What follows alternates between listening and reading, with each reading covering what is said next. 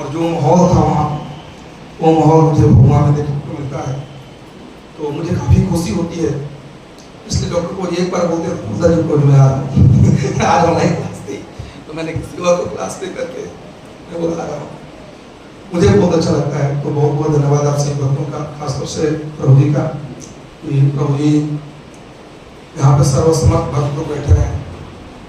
कोई भी क्लास हो, कोई भी गीता भागवतम का लेक्चर हो, उसके लिए फिर भी प्रभु जी मुझे अपने छोटे भाई के रूप में ये अवसर प्रदान किया।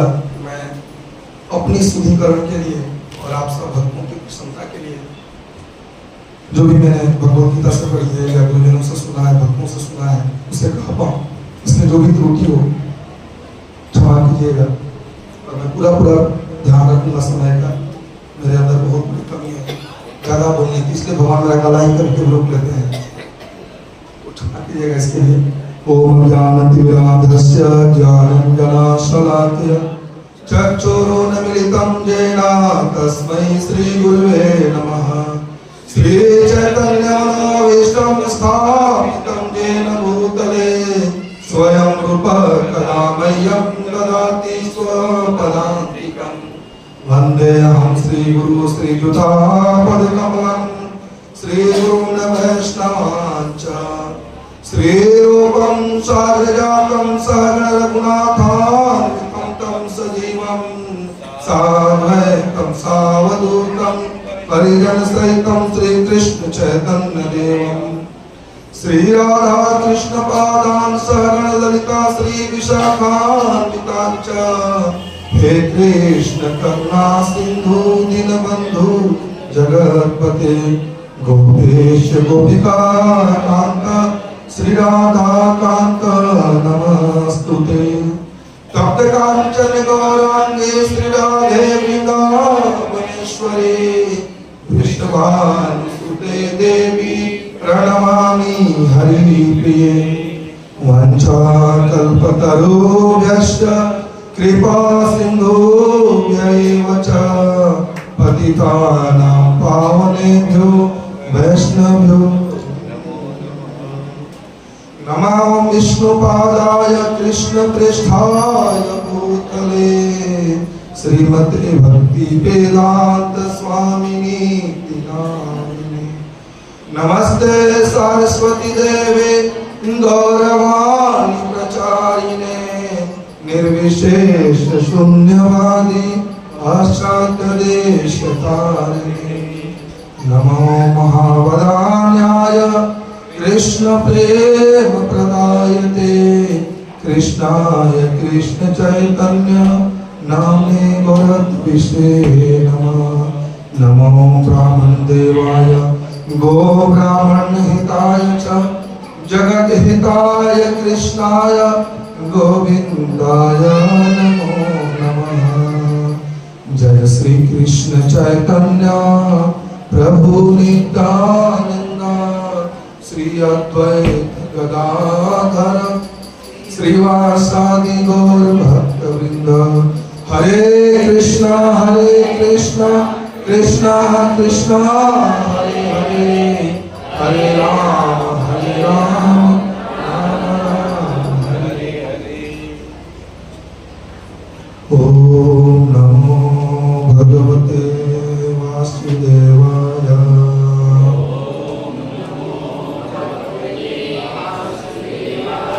ओम नमो भगवते वासुदेवाय।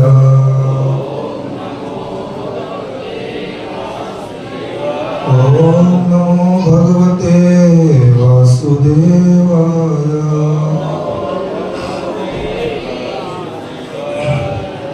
नारायणं नमस्कृतं नरं चैव नरोत्तमं देवीं सरस्वतीं व्यासं ततो जयमुदीरये।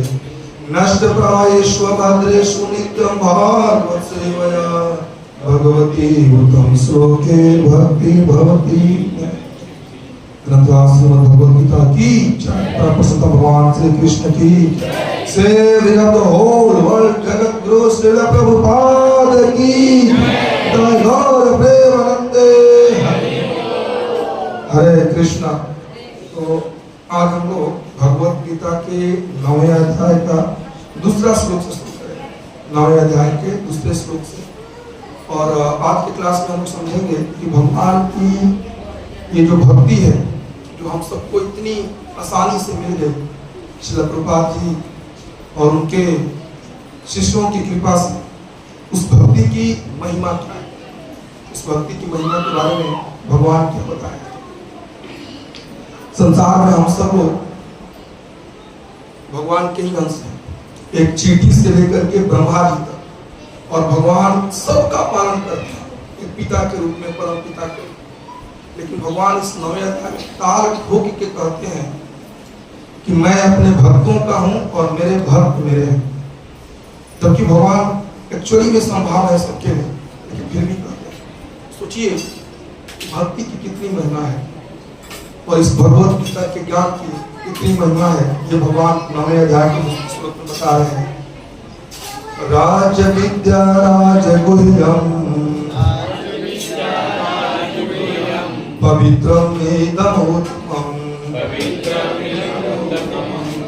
प्रत्यक्षागमं धर्म्यं सुसुखं कर्तुम् अव्ययम्। राज विद्या राज गुह्यम पवित्रम इदमुत्तमम् प्रत्यक्षागमं धर्म्यं सुसुखं कर्तुम् अव्ययम्। राज विद्या राज गुह्यम पवित्रम इदमुत्तमम् प्रत्यक्षागमं धर्म्यं सुसुखं कर्तुम् अव्ययम्। भक्त पढ़ेंगे। राज विद्या राज गुह्यम राज विद्या राज गुह्यम पवित्रम इदमुत्तमम् प्रत्यक्ष आगमं धर्म्यं सुसुखं कर्तुम् अव्ययम्। जो बोलिए मेरे पीछे पीछे। यह ज्ञान सब विद्याओं का राजा है, जो समस्त रहस्यों में सर्वाधिक गोपनीय है। यह परम शुद्ध है और चूंकि यह आत्मा की प्रत्यक्ष अनुभूति कराने वाला है, अतः यह धर्म का सिद्धांत है। यह अविनाशी है और अत्यंत सुख पूर्वक संपन्न किया जाता है। प्रभुपाद के द्वारा सिमरत हो जगत गुरु श्रील प्रभुपाद की भगवत गीता का यह अध्याय विद्याओं का राजा राज विद्या कहलाता है, क्योंकि यह पूर्ववर्ती व्याख्यायित समस्त सिद्धांतों एवं दर्शनों का सार है। भारत के प्रमुख दार्शनिक गौतम, कणाद, कपिल, याज्ञवल्क्य, सांडिल्य तथा वैष्णवानर हैं, और सबसे अंत में व्यासदेव आते हैं जो वेदांत सूत्र के लेखक हैं। अतः दर्शन यदि विज्ञान के क्षेत्र में किसी प्रकार का अभाव नहीं है, अब भगवान कहते हैं कि यह 9वां अध्याय ऐसे ज्ञान का राजा है। यह वेदांत से प्राप्त ज्ञान एवं विभिन्न दर्शनों का सार है। यह गुह्यतम है, क्योंकि गुह्य तथा दिव्य ज्ञान में आत्मा तथा शरीर के अंतर को जाना जाता है। समस्त गुह्य ज्ञान के इस राजा राज विद्या की प्रकाष्ठा है भक्ति योग। ग्रंथराज श्रीमद् भगवद गीता की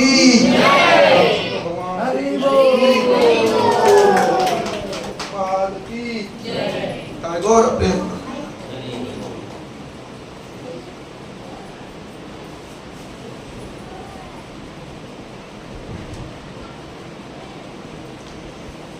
तो इस अध्याय में जिसका नाम है परम गुह्य ज्ञान, भगवान इस भगवत गीता की ज्ञान की इस भक्ति के मार्ग की विशेषता बताते हुए कहते हैं कि यह जो विद्या है, खासतौर में इस जो चैप्टर में जो ज्ञान दिया गया है, यह सभी विद्याओं का राजा है। जैसे आजकल आप देखेंगे कई सारे लोग साधु संतों का या अध्यात्मवादियों का, भक्तों का मजाक उड़ाते हुए कहते हैं कि भारत में सरस्वती पूजा होती है, लेकिन शिक्षा के मामले में कौन आगे है? चाइना है, अमेरिका है, जहाँ पे सरस्वती पूजा नहीं होती है। इंडिया में सरस्वती पूजा होती है, फिर भी हम पिछड़े हैं। तो उन्हें क्या लगता है कि विद्या का मतलब, शिक्षा का मतलब सिर्फ क्या है? भौतिक शिक्षा। उन्हें पता नहीं है कि शिक्षा और विद्या वास्तव में आध्यात्मिक विद्या को कहा जाता है, वो परम विद्या है। और जैसे हम आत्मा है, शरीर नहीं है, ये सब जो ज्ञान है ये गुह्य ज्ञान है, सीक्रेट नॉलेज है। लेकिन जो सबसे सीक्रेट नॉलेज है, परम गुह्य ज्ञान है, वो है भगवान कृष्ण की भक्ति। ये गुह्य, ये ज्ञान की प्रकाष्ठा है, भगवान कृष्ण की भक्ति करना या भक्ति को। इसलिए भगवान यहाँ पे कहते हैं कि सारे विद्याओं का राजा है और समस्त ज्ञानों में सर्वाधिक गोपनीय ज्ञान है। इस अध्याय में, 9वां अध्याय में, जो भगवान अपनी भक्ति की विशेषता बताते हैं, भक्तों की विशेषता बताते हैं और उनके लिए, भगवान के लिए भक्तों का क्या महत्व है, जब इस अध्याय में भगवान बताते हैं तो ये सर्वाधिक गुह्य ज्ञान है। ऐसा ज्ञान वेदों में भी कहीं पे नहीं दिया गया है, या दिया भी गया है तो इनडायरेक्टली दिया गया है, डायरेक्टली प्रत्यक्ष रूप से नहीं दिया गया है। हरे कृष्णा कृष्ण कृष्ण हरे हरे, हरे राम राम राम हरे हरे। आप सभी भक्तों का स्वागत है। अभी हम लोग भगवत गीता के 9वें अध्याय का दूसरा श्लोक पढ़ रहे हैं और भक्ति योग की महिमा जानने का प्रयास कर रहे हैं। धर्म क्या है उसके बारे में जानेंगे। तो जो भगवान इस भगवत गीता के 9वें अध्याय में जो ज्ञान बता रहे हैं उसको परम गुह्य ज्ञान कहा जाता है, द मोस्ट सीक्रेट नॉलेज। क्यों गुह्य ज्ञान है? क्योंकि ऐसा ज्ञान वेदों में, पुराणों में, उपनिषदों में बहुत ही इनडायरेक्टली बताया गया है। जैसे कई सारे लोग सवाल उठाते हैं कि इस्कॉन वाले कृष्ण की भक्ति करते हैं, कृष्ण का नाम ही वेद में नहीं है, जबकि भगवान भगवत गीता के 15वें अध्याय के 15वें श्लोक में कहते हैं वेदेश सर्वमेव वेदो, वेदों का जो तात्पर्य है वो मुझे जानना है, कृष्ण को जानना है, लेकिन डायरेक्टली रूप से नाम नहीं है। और अन्य शास्त्रों में भी भगवान विष्णु के नाम ज्यादा है, कृष्ण के नाम बहुत कम है। ऐसा क्यों है ये हम लास्ट में डिस्कस करेंगे। आप भी सोचिए कि ऐसा क्यों है कि कृष्ण का नाम अन्य शास्त्रों में, वेदों में, पुराणों में बहुत कम है, ज्यादातर भगवान विष्णु के नाम है या परम सत्य के रूप में उनका नाम दिया गया है। ऐसा क्यों? इसके बारे में हम चर्चा करेंगे लास्ट में। तो ये ज्ञान परम गुह्य ज्ञान इसलिए है क्योंकि भगवान कृष्ण की भक्ति का डायरेक्ट ज्ञान बहुत ही कम शास्त्रों में दिया गया है। वेद पढ़ेंगे, अन्य शास्त्र पढ़ेंगे, सकाम कर्म के बारे में, स्वर्ग कैसे जाया जाए, यज्ञ कैसे किया जाए, इन सब के बारे में ढेर सारे ज्ञान है, लेकिन कृष्ण की डायरेक्टली भक्ति करने का ज्ञान बहुत कम है। और इस क्लास में अगर आप ध्यानपूर्वक समझेंगे, सुनेंगे तो एक बार फिर से अपने आप को आप परम भाग्यशाली महसूस करेंगे। श्रील प्रभुपाद जी की कृपा से, उनके महान भक्तों की कृपा से, उनके शिष्यों की कृपा से हम सबको जो ये भक्ति का मार्ग मिला है, ये वास्तव में कितना महान, कितना अद्भुत है और हम सब कितने परम सौभाग्यशाली हैं। तो फिर इस ज्ञान को कहा गया है पवित्रम इदम उत्तमम। यह ज्ञान क्या है? पवित्र है और सारे ज्ञानों में सर्वश्रेष्ठ है ये। फिर भगवान कह रहे हैं कि ये जो मार्ग है भक्ति का, इसको हम प्रत्यक्ष अपने जीवन में अनुभव कर सकते हैं, फील कर सकते हैं प्रत्यक्ष रूप से। ये कोई कोरी काल्पनिक नहीं है, काल्पनिक नहीं है चीजें। ये कैसे अनुभव कर सकते हैं? देखिए, भक्ति में हम क्या करते हैं? सुबह उठ करके मंगल आरती, भगवान के नाम का जप, हरे कृष्णा कृष्णा कृष्णा हरे हरे, हरे राम राम राम हरे हरे। अब जो भक्त 16 माला करते हैं, जिनकी दीक्षा हो गई, आप याद कीजिए अपने 10 साल 15 साल पहले के जीवन, तब आप खुद अनुभव कर पाएंगे कि आपका पूरा जीवन, हमारा पूरा जीवन बदल चुका है। तो ये जो भक्ति है, इसको हम अपने जीवन में प्रत्यक्ष अनुभव कर सकते हैं, किसी को बताने की जरूरत नहीं है। हम खुद फील कर सकते हैं कि हम कहाँ थे और प्रभुपाद जी ने हमें कहाँ ला दिया है। भक्ति के मार्ग पे आने के बाद हम कहाँ पहुंच गए हैं, ये खुद हम अनुभव कर सकते हैं। भक्ति में जितने भी प्रोसेस है, भगवान के नाम का जप करना, भक्तों का संग करना, तीर्थ स्थानों की यात्रा करना, भगवान की सेवा करना, आरती करना, इन सबको हम पर्सनली फील कर सकते हैं, अनुभव कर सकते हैं। ये इसकी विशेषता है। और क्या है? धर्म्यम सुसुखम कर्तुमव्ययम, ये धर्म का सिद्धांत है। आज धर्म के नाम पे बहुत सारी चीजें समाज में चलती हैं, है ना। कई लोग कहते हैं हम लोग सनातन धर्म के हैं, सनातन धर्म, हिंदू धर्म। लेकिन पूछ दिया जाए धर्म का मतलब क्या है, शुरू हो जाए। धर्म का मतलब क्या है वास्तव में? सनातन धर्म का मतलब क्या है? जैसे कई लोग नारा लेके घूमेंगे, नारे लगाएंगे, झंडा लेके घूमेंगे, सनातन धर्म जिंदाबाद। पूछ दिया जाए सनातन धर्म का मतलब बता दो, सनातन धर्म का मतलब क्या है? नहीं बता पाए। तो देखिए सनातन धर्म या धर्म का मतलब क्या है कि ये भक्ति जो भी हमारा धर्म है, भगवान के आदेशों का पालन करना ही हमारा परम धर्म है। क्योंकि वास्तव में हम आत्मा है और इस शरीर में वास कर रहे हैं। शरीर का तो क्षय होता है लेकिन आत्मा कभी नष्ट नहीं होती है। न जायते म्रियते वा कदाचित् नायं भूत्वा भविता वा न भूयात् अजो नित्य शाश्वतोऽयं पुराणे न हन्यते हन्यमाने शरीर। शरीर के मारे जाने पर भी आत्मा नहीं होता। तो हम लोग क्या है, एक्चुअली में हमारा जो शरीर है ये 3 प्रकार के तत्वों से बना है। पहला तो हमारा ये स्थूल शरीर है जो पंच महाभूत तत्वों से बना है, पृथ्वी जल वायु अग्नि आकाश, जो हम सब इसको टच करते हैं या देखते हैं। दूसरा शरीर है हमारा सूक्ष्म शरीर, मन बुद्धि और अहंकार। और तीसरा है आध्यात्मिक शरीर, हम स्वयं आत्मा। आत्मा क्या है? भगवान का अंश है, आध्यात्मिक स्फुलिंग। तो हम आत्मा है और इस शरीर में रह रहे हैं। तो हमारे धर्म भी 2 प्रकार के हुए, एक हुआ शारीरिक धर्म और एक हुआ आत्मा का धर्म। क्योंकि ये जो हमारा शरीर है ये हमारे माता पिता के शरीर का अंश है, माता के रज और पिता के वीर्य का अंश है। इसलिए इस शरीर के धर्म क्या है? माता पिता की सेवा करना, गुरुजनों की सेवा करना, समाज की सेवा करना, देश की सेवा करना, परिवार की सेवा करना, बच्चों की देखभाल करना, पत्नी की देखभाल करना, ये हमारे शरीर के धर्म है। आत्मा का धर्म क्या है? आत्मा किसका अंश है? भगवान का। तो आत्मा का धर्म क्या है? भगवान की भक्ति करना, भगवान की सेवा करना, ये आत्मा का धर्म है। अब देखिए जो शरीर है ये क्षणभंगुर है। तो शरीर के जो धर्म है वो भी क्या है? नश्वर है, क्षणभंगुर है। आज हमारे को इंडियन शरीर मिला है, भारतीय शरीर मिला है, तो हम क्या कहते हैं? भारत माता की। सोचिए मोदी जी अभी भारत के प्रधानमंत्री हैं, वो भक्त हैं, भगवान निश्चित रूप से उनका उद्धार करेंगे। लेकिन अब कल्पना से कर लीजिए मोदी जी कल प्रधानमंत्री अगले जन्म में पाकिस्तान के बन गए तो क्या बोलेंगे? समझ रहे हैं? तो जो धर्म हमारा शारीरिक धर्म है वो हर समय बदलते रहता है। आज इस जन्म में जो हमारे माता पिता हैं, पिछले जन्म में कोई और थे, अगले जन्म में कोई और हमारे माता पिता होंगे। तो शारीरिक जो धर्म है वो शाश्वत धर्म नहीं है, क्षणभंगुर है। लेकिन जो आत्मा का धर्म है, भगवान की भक्ति करना, भगवान की सेवा करना, वो किसी भी जन्म में बदलेगा नहीं, वो एक ही रहेगा। अभी हाल फिलहाल में आप लोग एक वीडियो देखे होंगे, एक नीलगाय का किसी दुष्ट व्यक्ति ने उसको गोली मार दिया था और वो नीलगाय तड़पते तड़पते दौड़ते दौड़ते इस्कॉन को कोई मंदिर खोज रही थी और वो इस्कॉन के मंदिर में घुसी। उसको पता चल गया कि अब मेरा शरीर छूटने वाला हो। तो इस्कॉन के मंदिर में नीलगाय घुसती है, भगवान का दर्शन की, श्रील प्रभुपाद जी का दर्शन की और बड़े ही इत्मीनान के साथ मंदिर परिसर से बाहर जाकर के अपने शरीर को उन्होंने त्याग उसके लिए। तो भले वो नीलगाय के शरीर में है आत्मा, लेकिन फिर भी उसको पता है कि उसका धर्म क्या है?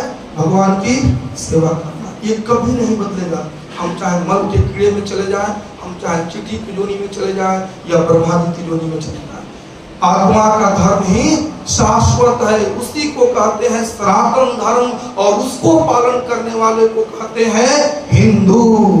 अभी कई सारे लोग यूट्यूब पे आप देखेंगे या कई सारे लोग मनगढ़ंत बातें करते हैं, अरे ये हिंदू तो कोई धर्म ही नहीं है, वो अंग्रेजों का जीभ लपेटाया जाता था सिंधु कहने में, इसलिए वो क्या बोल दिया? सिंधु को हिंदू। हिंदू कोई धर्म नहीं है, ऐसा बिल्कुल नहीं है।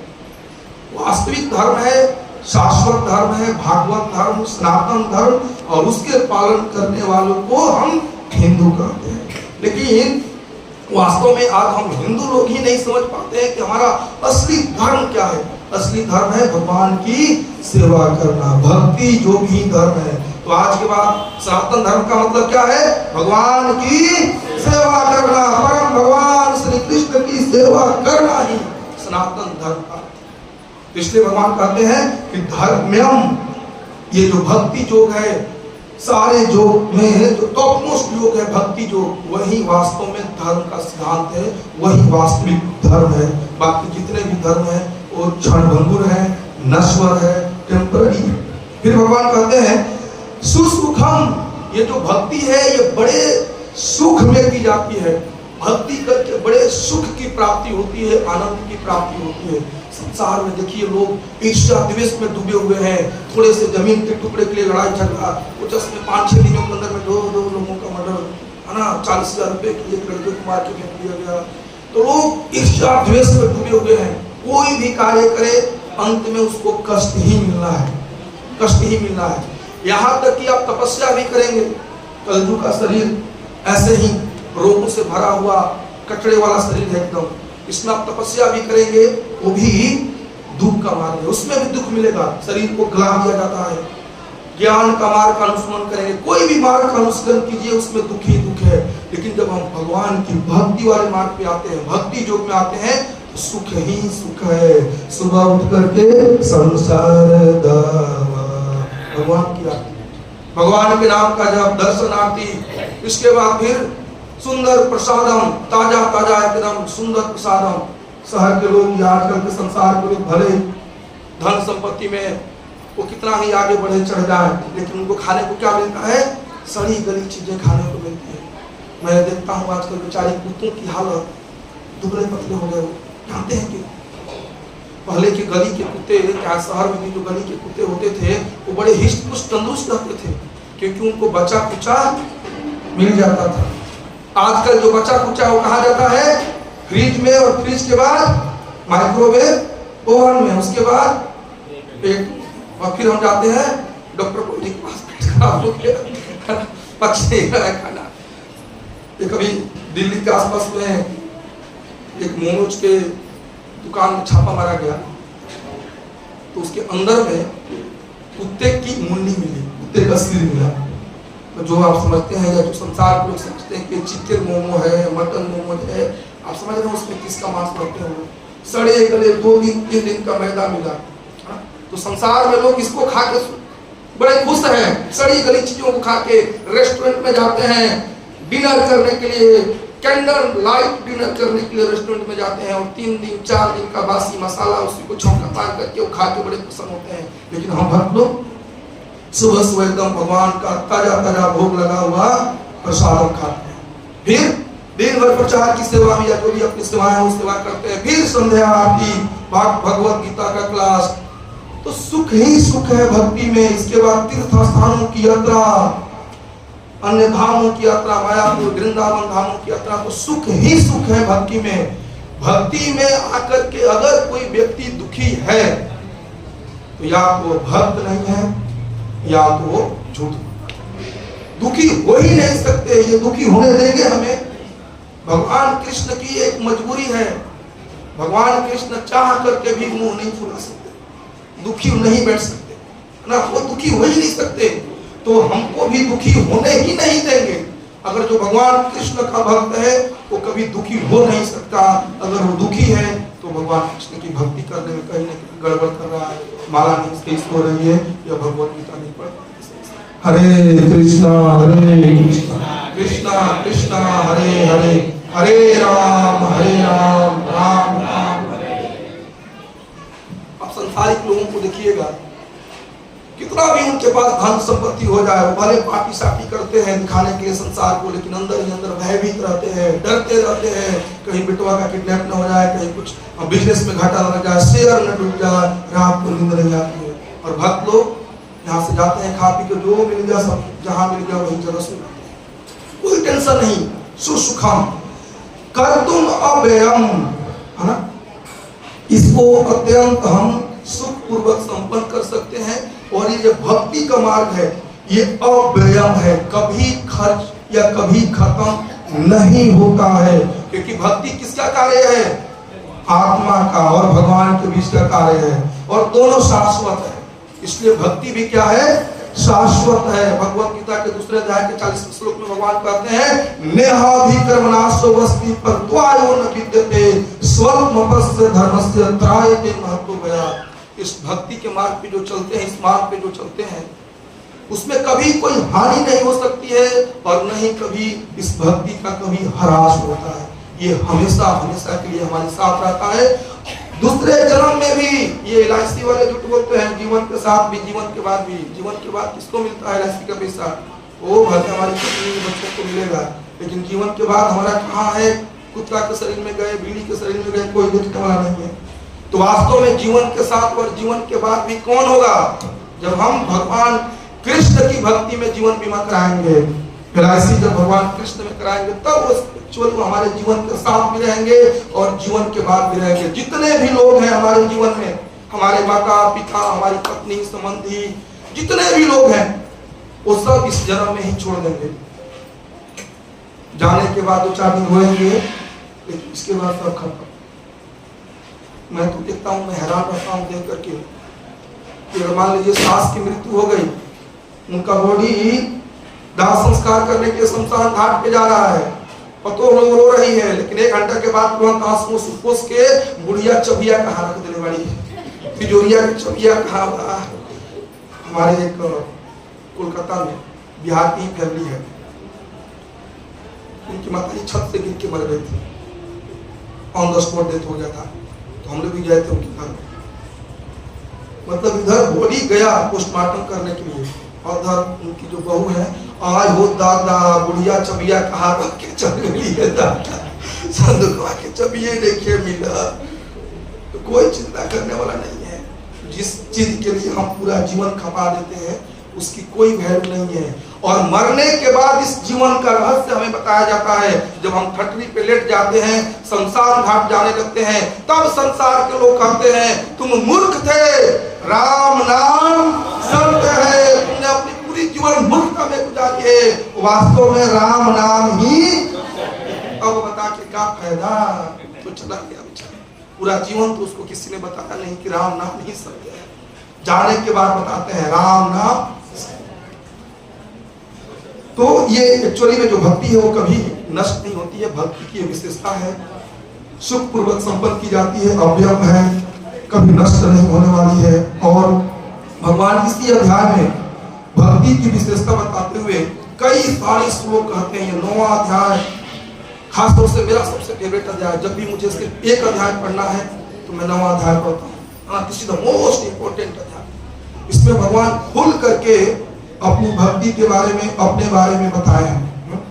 भगवान कहते हैं अनन्या चिंतयतो माम ये जना परभाषते। 22वें श्लोक में तेषां नित्यभियुक्तानां योगक्षेमवहाम्यहम्। भगवान कहते हैं कि जो लोग अनन्य भाव से मेरी भक्ति करते हैं, मेरे दिव्य स्वरूप की पूजा करते हैं, ध्यान करते हैं, उनकी जो भी आवश्यकताएं होती हैं उन्हें मैं पूरा करता हूं, और जो कुछ भी उनके पास होता है मैं उसकी रक्षा करता हूं। अब सोचिए, अगर भगवान हमारे जीवन की बागडोर अपने हाथ में ले ले तो फिर हमें किसी चीज की चिंता करने की जरूरत है। अर्जुन महाभारत के युद्ध में निहत्थे परम भगवान श्री कृष्ण को चुने और दुर्योधन उनकी नारायणी सेना लेकर के उछल रहे थे, लेकिन अंत में परिणाम क्या हुआ? अर्जुन उस युद्ध में विजय हुए जिस युद्ध में उनके विपक्ष में एक से बढ़कर के एक योद्धा थे। भीष्म पितामह, जिनको इच्छा मृत्यु का वरदान था, द्रोणाचार्य, जिनसे देवता लोग भी युद्ध नहीं कर सकते थे, अश्वत्थामा अमर, कर्ण अर्जुन के समान धनुधर, अश्वत्थामा 10,000 हाथियों का बल रखता था, दुर्योधन खुद महारथी था। ऐसे युद्ध में अर्जुन विजय प्राप्त किए, क्योंकि उन्होंने अपने रथ की डोर किसको दे दी थी? भगवान। हमारे जीवन में महाभारत चल रहा है, हम सबके जीवन में अपनी अपनी महाभारत चल रही है। सब लोग हम लोग संघर्ष कर रहे हैं जीवन में। और एक YouTube पे बहुत बड़े गुरुजी हैं, सो कॉल्ड आचार्य जी हैं, वो कहते हैं देखो ये इस्कॉन के भक्त सुबह शाम मंदिर में जाके हरि बोल हरि बोल हरि कृष्ण कब कहते हैं कि अर्जुन को कि छोड़ो युद्ध भूमि और जाओ नाचो गाओ। ऐसे ये जो आचार्य है फालतू आदमी के, ये लोग ईश्वर के भक्तों की निंदा करते हैं। उनको नहीं समझ में आता, वो कहते हैं कि गीता हमें संघर्ष करना सिखाती है। अरे गीता पढ़ के फायदा ही क्या जब हमको जीवन में संघर्ष ही करना पड़ जाए? गीता पढ़ के क्या फायदा जब हमें अपने जीवन में संघर्ष ही करना पड़ जाए? गीता तो हमें संघर्षों से मुक्ति दिलाती है, जो आदि दैविक, आदि भौतिक, आदि आत्मिक क्लेश है, जन्म मृत्यु जरा व्याधि, जो ये 7 प्रकार के क्लेश हमारे जीवन में है, उससे तो गीता हमें मुक्ति दिलाती है, मोक्ष दिलाती है उन संघर्षों से। तो गीता पढ़ के वास्तव में भगवत गीता का कंक्लूजन, निष्कर्ष ही है भगवान कृष्ण की शरण ग्रहण करना, भगवान कृष्ण की भक्ति करना। ये भगवत गीता का कंक्लूजन है, निष्कर्ष है। कर्म योग, ज्ञान योग, ध्यान योग, अष्टांग योग, बहुत सारी ही बातें भगवान भगवत गीता में बताए हैं, प्रकृति के बारे में, जीव के बारे में, परमात्मा के बारे में, काल के बारे में, कर्म के बारे में। लेकिन निष्कर्ष है भक्ति योग, भगवान कृष्ण की भक्ति करना, उनकी शरण ग्रहण करना, यही भगवत गीता का अंतिम निष्कर्ष है। ये भगवान खुद 18वें अध्याय में बताए और इस अध्याय में भी बताएंगे, 9वें अध्याय में। तो भगवान कहते हैं कि जो मेरी निरंतर भक्ति करते हैं अनन्य भाव से, उनकी मैं खुद देख रेख करता हूं। तो जो संसार के लोग हैं, भक्ति नहीं करते हैं, उनकी फाइल भगवान की बहिरंगा शक्ति प्रकृति के हाथों में होती है और प्रकृति के कर्मों के अनुसार उनको जन्म मिलता है, सुख दुख मिलता है, 84 लाख जुर्मियों की वो चक्कर लगाते रहते हैं। लेकिन जैसे ही हम भगवान के नाम का जप करना शुरू करते हैं, भगवान की भक्ति करनी शुरू करते हैं, हमारा फाइल भगवान की अंतरंगा शक्ति श्रीमती राधा रानी के पास आ जाती है और फिर भगवान हमारी भक्ति के अनुसार हमें या तो अपने धाम भेजेंगे, या अगर कुछ कमी रह गई तो वापस मानव जीवन दे के भक्त के घर में जन्म दे करके हमारी भक्ति पूरी करवाएंगे। ये भगवान की जिम्मेदारी है। अब हमारे जीवन के देख रेख करने की जिम्मेदारी किसकी हो गई? भगवान की। कब? जब हम उनको पूर्ण रूप से सरेंडर कर देता हूं। एक जगन्नाथपुरी में भक्त थे, उनको भगवत गीता से बहुत प्रेम था। जानते हैं आजकल मैं फैशन देख रहा हूं कि जो सनातनी हैं, हिंदू हैं, उनको कुछ नकली गुरुओं ने, कालनेमी के रूप में जो बैठे नकली गुरु हैं समाज में, उन लोगों ने भगवत गीता को बहुत ही माने सहज किताब समझ लिया है। उनको लगता है भगवत गीता, अरे इसके अलावा वेद हैं, पुराण हैं, उपनिषद हैं, उनको पढ़े। तुम लोग खाली भगवत गीता करते रहते हो। इसको भगवत गीता परम ज्ञान है, सारे वेदों का, उपनिषदों का, पुराणों का निचोड़ है भगवत गीता। और इसमें भगवान कुछ और भी ऐसी चीजें बताए हैं जो अन्य किसी जगह पे, किसी भी शास्त्र में नहीं लिखी गई है। जो यहाँ पे भगवान 9वें अध्याय में ज्ञान बता रहे हैं, वो किसी अन्य शास्त्रों में नहीं दी गई है। परम गुह्य ज्ञान भगवान बता रहे हैं, अपनी भक्ति की महानता, विशेषता बता रहे हैं भगवान। तो पूरी में एक भक्त थे जिनको भगवत गीता से बहुत प्रेम था। वो सुबह शाम दिन भर भगवत गीता पढ़ते रहते थे। धन संपत्ति कमाने में उनकी रुचि नहीं थी। वो थोड़ा देर के लिए भिक्षाटन करने जाते थे, जो मिलता था उसी में संतुष्ट रहते थे। उनकी पत्नी थी घर में और दोनों लोग मिलकर के भगवत गीता पढ़ते थे। लेकिन ऐसा हुआ कि बरसात का समय आया, 2-3 दिनों तक लगातार बारिश होता रह गया। उनके घर में अन्न के एक दाना भी नहीं बचा था और उनकी पत्नी बहुत ही परेशान हो गई थी। अब क्या करें? तो जो वो भक्त थे, उनका नाम था गीता पंडा। कई लोग, अर्जुन पंडा भी नाम था, गीता पंडा के नाम से उनको बुलाते थे सब, क्योंकि वो भगवत गीता खूब पढ़ते थे।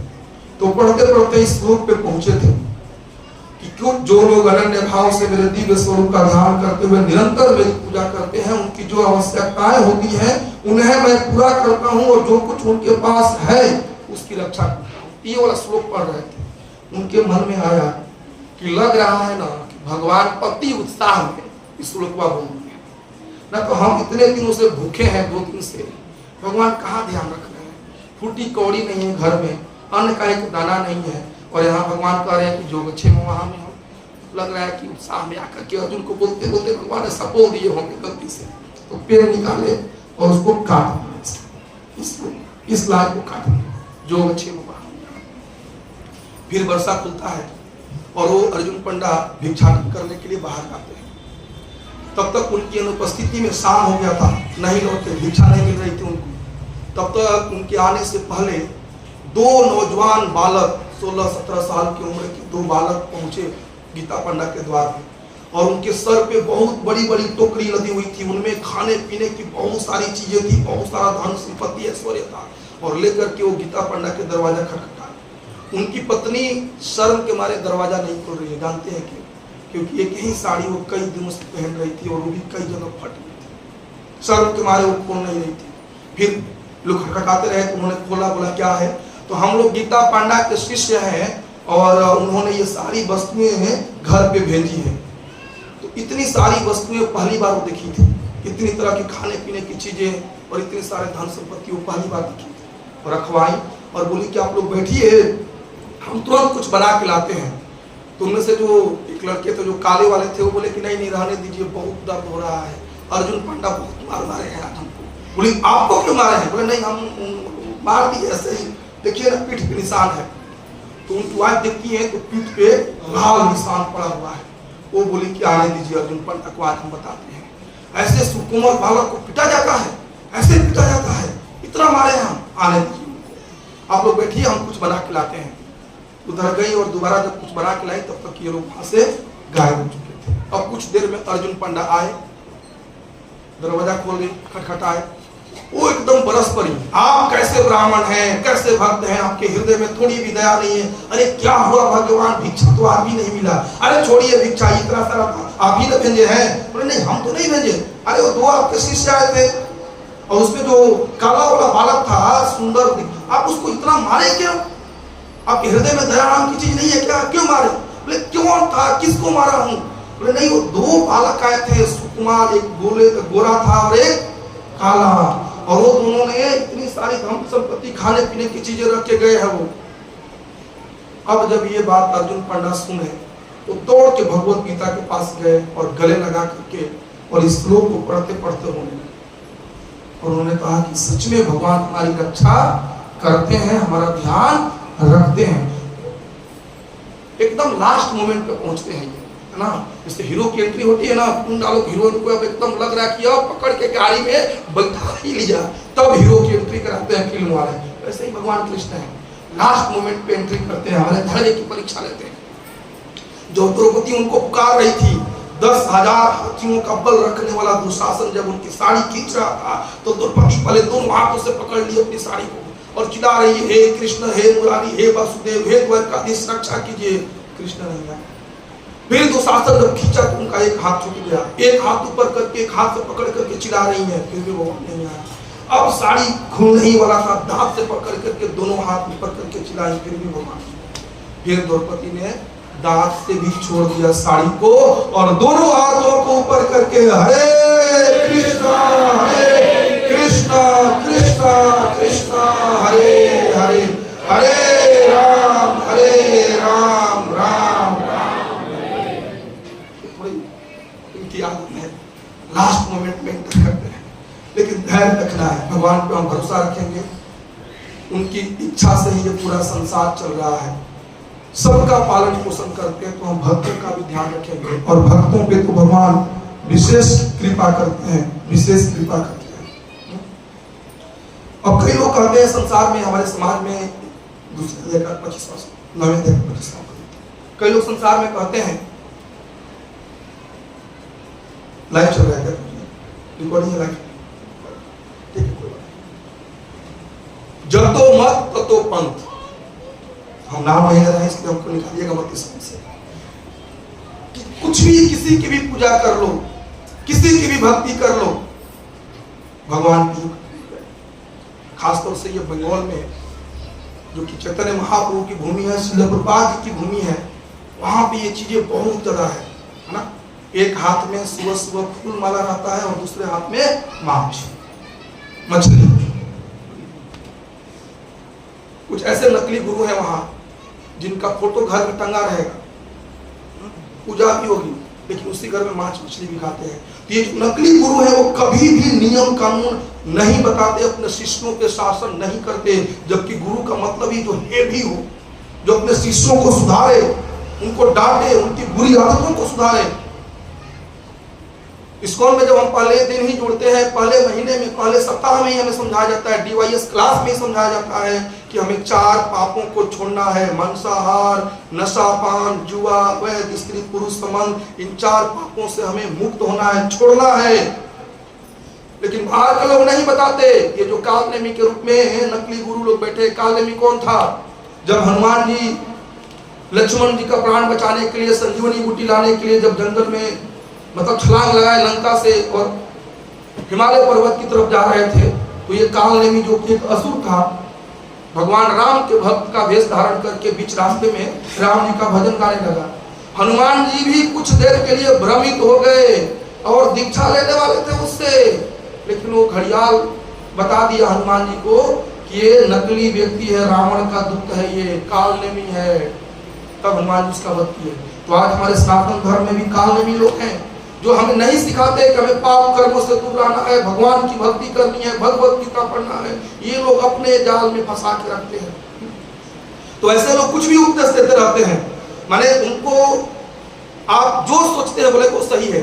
पर हम सोच रहे थे गुरु जी ना, आप ही भगवान है, आप में ना हमको कृष्ण का दर्शन होता है, कृष्ण का स्वरूप दिखता है। तुम ठीक बोल रहे, तुम भक्ति में बहुत आगे निकल। कुछ भी जो आप सोच रहे हैं वो सही है, जब तो मत तब तो पर, ऐसा नहीं है। भगवान इसका खुद निषेध करते हैं।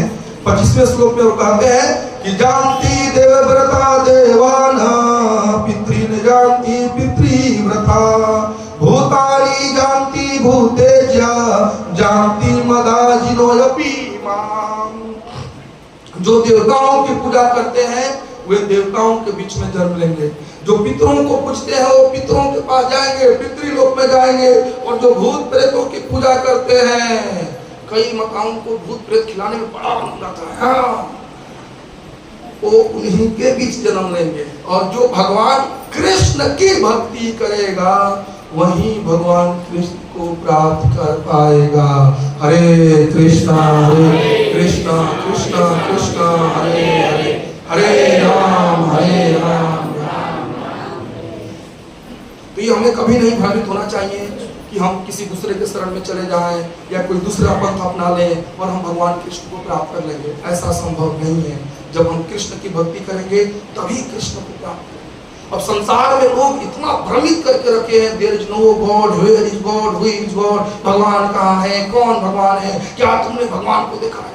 एक अंग्रेजी का प्रोफेसर था, बच्चों को पढ़ाने गया, good morning sir, good morning. आप में से कितने लोग ईश्वर पे विश्वास करते हैं? सर हम करते हैं। हैव यू सीन गॉड, क्या तुमने भगवान को देखा है? No sir. Have you touched God, क्या तुमने भगवान को छुआ है? No sir. Have you tasted God, क्या तुम्हें भगवान का स्वाद मिला है? No sir. That means there is no God. Understood? Yes sir. Sit down. Yes sir.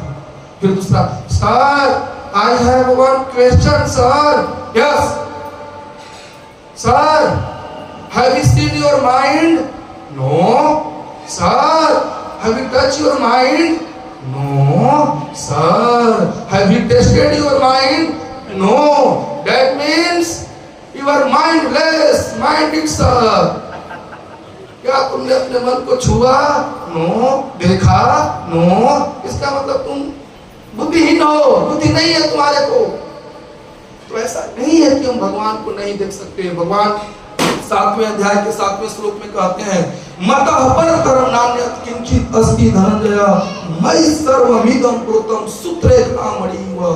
जिस तरह से मोती धागों में गुथे रहते हैं, तो मोती तो दिखाई देता है लेकिन ये धागा दिखाई नहीं देता है। उसी प्रकार से ब्रह्मांड में सारी वस्तुएं भगवान पे ही आश्रित है, लेकिन वस्तुएं तो दिखाई देती है लेकिन भगवान दिखाई नहीं देते हैं। और भगवान कहते हैं कि मता परतरं नान्यत्, मेरे से परम कोई सत्य नहीं है, मेरे से बढ़ करके कोई सत्य नहीं है, मैं ही परम सत्य हूँ। अहम सर्वस्व प्रभवो मतः सर्वं प्रवर्तते इति मत्वा भजन्ते माम बुधा भाव समन्विता। मैं ही समस्त आध्यात्मिक तथा भौतिक जगतों का कारण स्वरूप हूँ, मेरे से ही सारी वस्तुएं निकलती है। कृष्ण स्पष्ट रूप से कहते हैं, फिर भी संसार में बड़े बड़े जो पढ़े लिखे सो कॉल्ड विद्वान हैं, इंटेलेक्चुअल क्लास के लोग हैं, उनको इतनी सी बात नहीं समझ में आती कि कृष्ण ही परम भगवान है, नहीं समझ में आता। लेकिन हमारे गुरु जी कौन है, हनुमान जी कौन है, दुर्गा मैया बरमुंडवा कौन है, कंफ्यूज। हनुमान जी भगवान के दास हैं, भगवान के सेवक हैं, भगवान नहीं है। तो देवी देवता ये सब भगवान के सेवक हैं, परम भगवान कृष्ण ही है। ये जो समझ लेगा वो भगवान की भक्ति में लगेगा और समस्त प्रकार के कर्म बंधनों से मुक्त होकर के भगवान के नित्य धाम में प्रवेश करेगा। एक श्लोक और भी जो बहुत महत्वपूर्ण श्लोक है, इसे देखिए, भगवत गीता के 700 श्लोक अपने आप में महत्वपूर्ण है, उनके एक एक शब्द अपने आप में महत्वपूर्ण है। जब भगवान भगवत गीता को उपदेश कुरुक्षेत्र में दे रहे थे तो भीष्म पितामह पवन देव का आह्वान करते हुए कहते हैं कि हे पवन देव, जो बातें कृष्ण अर्जुन को बता रहे हैं, अगर एक शब्द भी आप मेरे कानों तक पहुंचा दे तो मैं अपने पूरे जीवन का पुण्य आपको देने को तैयार हूं। वो भीष्म पितामह जिन्होंने कि नैष्ठिक ब्रह्मचर्य का पालन किया और पूरा जीवन भगवान की भक्ति किए, महान वैष्णव महाजन है, वो कहते हैं कि मैं अपने जीवन का सारा पुण्य दे दूंगा, एक शब्द सुना दीजिए मुझे कृष्ण। भगवत गीता के एक शब्द महत्वपूर्ण है। जब हम कहते हैं कि ये महत्वपूर्ण श्लोक है, इसका मतलब वो समझ में आ गया, और बाकी सभी महत्वपूर्ण श्लोक है। तो भगवान 29वें श्लोक में, 9वें अध्याय के 29वें श्लोक में कहते हैं, समोहम सर्वभूतेषु न मे द्वेष्यस्तो न वीर्यः ये भजन्ति तु मां भक्त्या मयि तेषु चाप्यहम्। मैं न तो किसी से द्वेष करता हूं और न ही किसी के साथ पक्षपात करता हूं। मैं सबों के लिए संभाव हूं, किंतु जो भी मेरी भक्ति पूर्वक सेवा करता है वह मेरा मित्र है, मुझ में स्थित रहता है और मैं भी उसका मित्र हूं। ये भगवान कृष्ण की बहुत ही महत्वपूर्ण घोषणा है ना। भगवान सबके लिए संभाव है, हम सबके परम पिता है। जो उनकी भक्ति करते हैं उनकी भी देखरेख भगवान करते हैं, और जो उनकी भक्ति नहीं करते हैं उनकी भी देखरेख भगवान करते हैं। लेकिन भक्तों के लिए भगवान के हृदय में, भगवान के चरणों में भक्तों के लिए विशेष स्थान है। भगवान कहते हैं कि जो मेरी अनन्य भक्ति करते हैं, शुद्ध भक्ति करते हैं, उनके विचार मेरे में वास करते हैं, वो मेरे मित्र हैं और मैं भी उनका मित्र हूं। तो भगवान ऐसे किसी से पक्षपात नहीं करते, लेकिन अपने भक्तों का पक्ष हर समय लेते हैं। और इसमें भगवान अपनी बेइज्जती महसूस नहीं करते कि हमको कोई कहेगा अरे ये तो भगवान का भक्तों का पक्षपाती है। जैसे जब बलि महाराज के सामने वामन देव प्रकट हुए और बलि महाराज संकल्प लेने जा रहे थे 3 पग भूमि देने की, तो शुक्राचार्य अपनी दिव्य दृष्टि से देख लिए कि अरे ये तो वामन देव कोई और नहीं, ये ब्राह्मण कोई और नहीं बल्कि स्वयं भगवान विष्णु है। तो शुक्राचार्य बोले सावधान बलि, अरे ये विष्णु है, देवताओं का पक्ष लेते हैं, ये तुम्हारी सारी संपत्ति छीन करके देवताओं को देने वाले हैं, ये इनको मत दो 3 पग भूमि। तो भगवान पे लोग आरोप लगाते हैं कि भगवान अपने भक्तों के पक्षधर हैं, लेकिन भगवान कहते हैं मैं हूं, जो करना है करो। इसको साधारण बात से समझ सकते हैं। जैसे मान लीजिए हमारे 3 बच्चे हैं या 4 बच्चे हैं, तो पिता होने के नाते हम सबका भरण पोषण करते हैं, लेकिन जो बच्चा सुबह सुबह उठ करके हमें प्रणाम करता है, माता पिता की बात सुनता है, उसके प्रति एक हमारा विशेष स्नेह हो जाता है। संपत्ति पे अधिकार होगा सबका, लेकिन जो स्नेह है, जो प्रेम है, वो उस संतान के प्रति हो जाती है, विशेष प्रेम।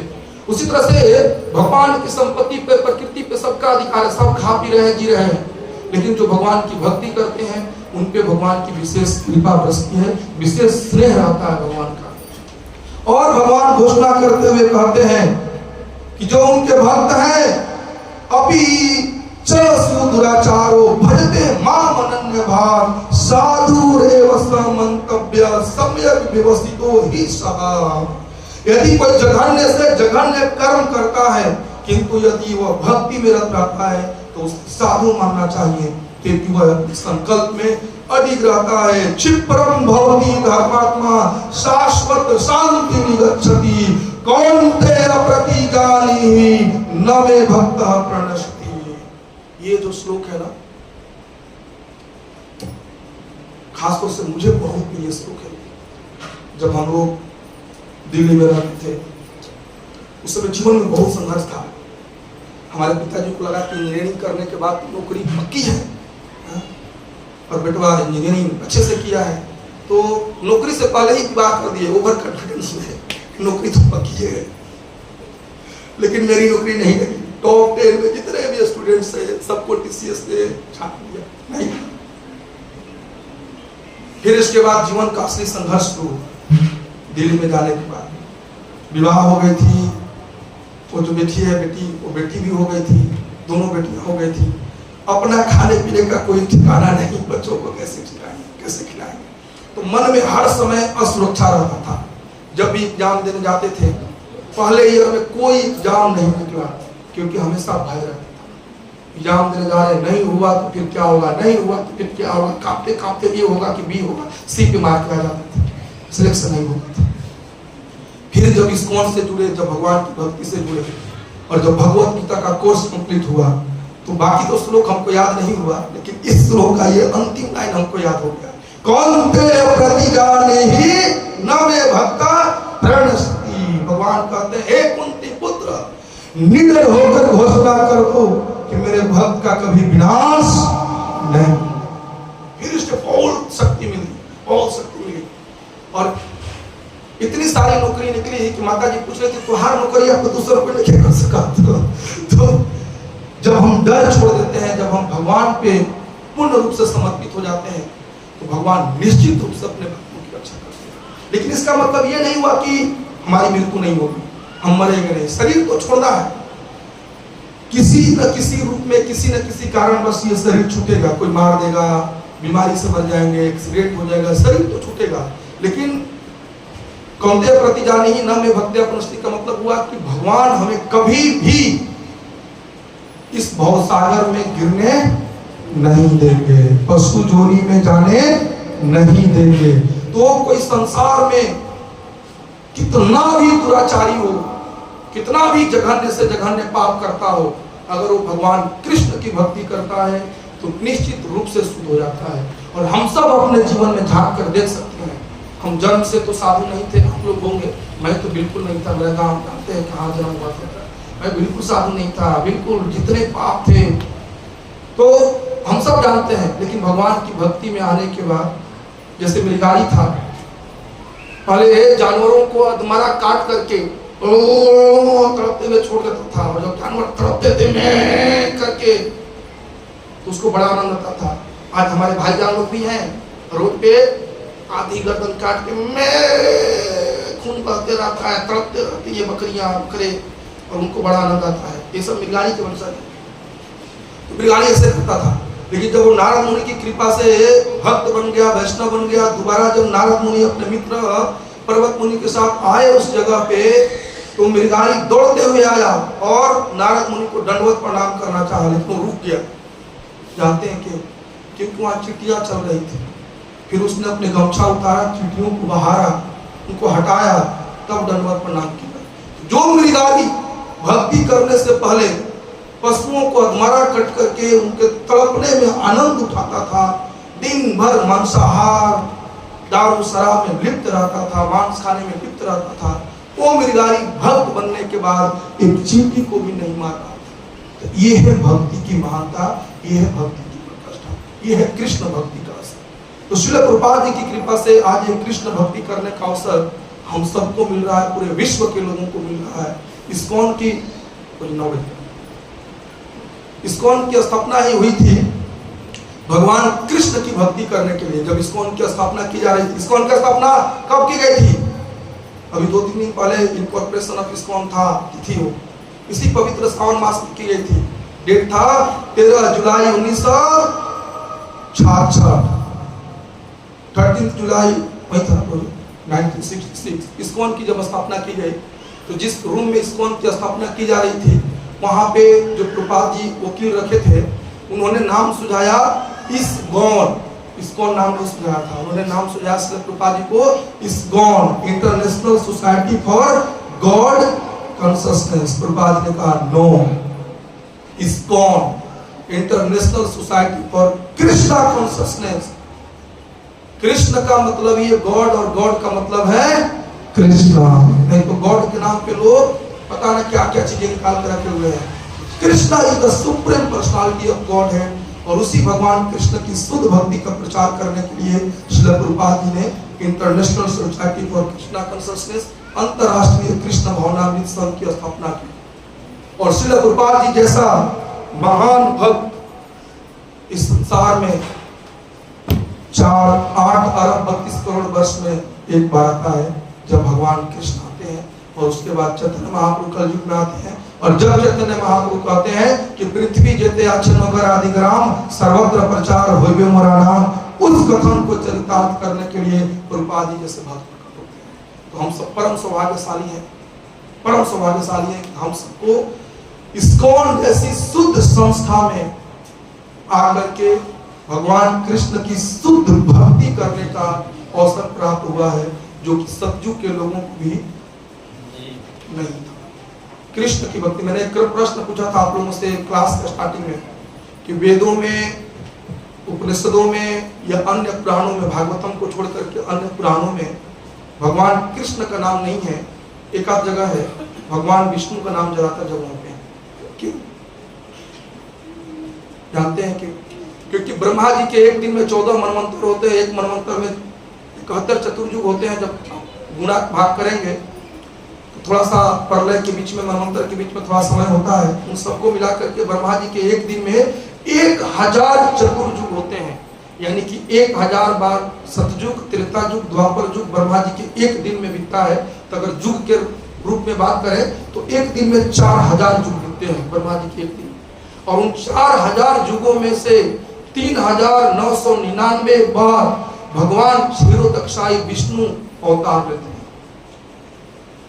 एक बार पूर्ण पुरुषोत्तम, आदि पुरुषोत्तम भगवान श्री कृष्ण प्रकट होते हैं ब्रह्मा जी के एक दिन में, 7वें मनवंतर के 28वें चतुर्युग के द्वापर युग के अंत में। और हम सब परम सौभाग्यशाली हैं कि हमें ये मनुष्य का शरीर उस समय मिला जब ये 7वां मनवंतर चल रहा है।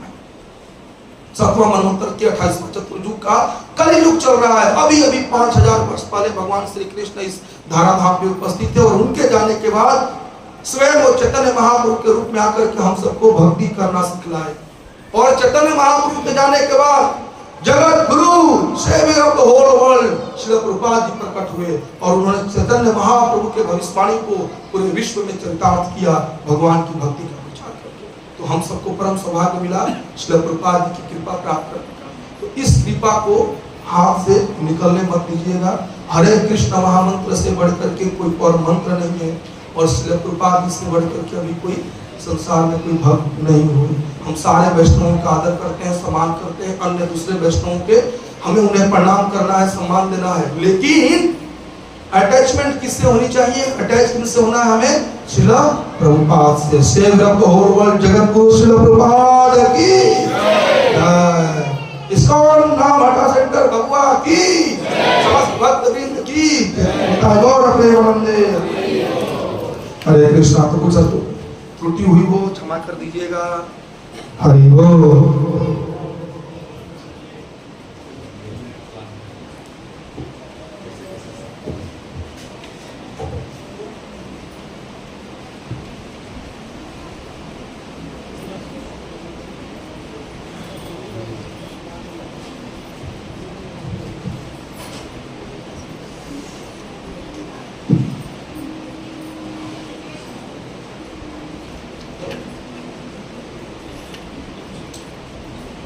हरे कृष्णा।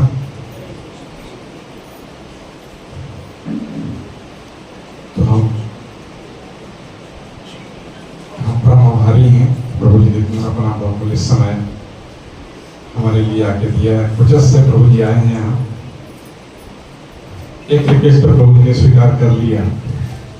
प्रभु जी का एक इंट्रोडक्शन भी छूट गया था मेरे से। प्रभु जी भक्ति शास्त्री कोर्स बहुत पहले ही कंप्लीट कर चुके थे, जैसे बताए उन्होंने। भक्ति वर्तमान में प्रभु जी भक्ति वैभव कोर्स ये कर रहे हैं, जो इस भक्ति लाइन में कहा जाता है कि ये मास्टर्स कोर्स है ये। तो ऐसे भक्तों का आगमन हमारे इस सेंटर में हुआ है। प्रभु जी का हृदय से आभार व्यक्त करेंगे। हरे कृष्ण महामंत्र बोल करके हरे कृष्णा कृष्णा कृष्णा हरे हरे, हरे राम राम राम हरे हरे। आज एक और कार्यक्रम है, बहुत सारे गेस्ट भी यहाँ आए हुए हैं हमारे बीच। डॉक्टर अमित कुमार से भी आए हुए हैं। मानिया में ये डेंटिस्ट हैं, डेंटल सर्जन हैं। और एक छोटा सा और कार्यक्रम है, बरही है बच्ची का। पूजा जी कहाँ है?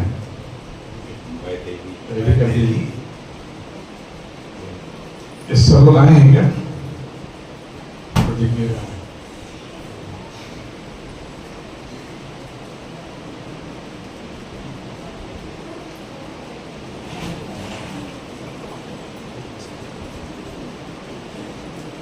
प्रदीप प्रभु इधर है, भेजिए और पीछे हैं लोग, लेट हो रहा है।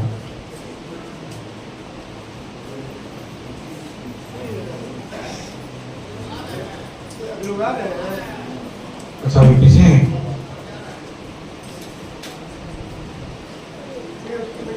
तो तुम लोग कीर्तन करते हैं बैठे बैठे ही, फिर उसके बाद वो अगला कार्यक्रम करेंगे।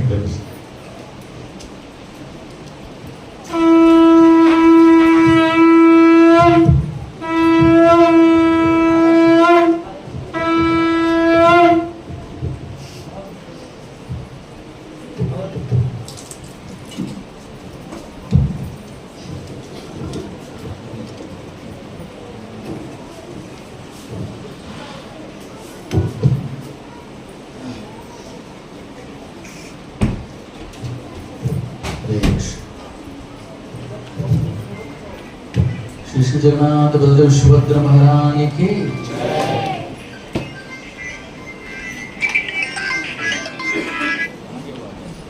घर पे आ रहा